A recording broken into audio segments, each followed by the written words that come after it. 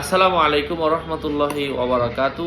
Fashion designer পেশা এটা কি হারাম কিনা? ফ্যাশন ডিজাইন কাপড়ের এটা লেখাপড়া করা এবং এই পেশা করা জায়েজ আছে কিনা এ বিষয়ে আমার ভাই এবং বোনদের অধিক আগ্রহ নিয়ে প্রশ্ন করেছেন।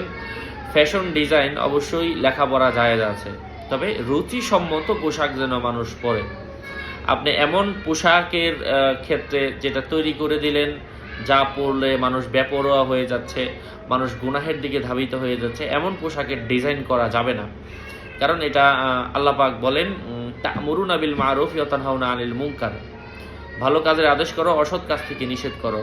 তো ভালো কাজের পরামর্শ দেন, ভালো কাজের ভালো পোশাকের পরামর্শ দেন, আপনি অসৎ কাজ থেকে নিষেধ করেন। যদি এমন যারা অশ্লীলতা ছড়িয়ে দিবেন খারাপ পোশাকের মাধ্যমে, যার মাধ্যমে ছড়িয়ে দেন, এর জন্য একটা গুনাহের ভাগ আপনার আমলনামায় যুক্ত হবে। এই জন্য খারাপ কোনো ডিজাইন করা যাবে না। বৈধ পন্থার মধ্যে, শরীয়তের গণ্ডির মধ্যে থেকে যতটুকু করা যায় ততটুকু করবেন।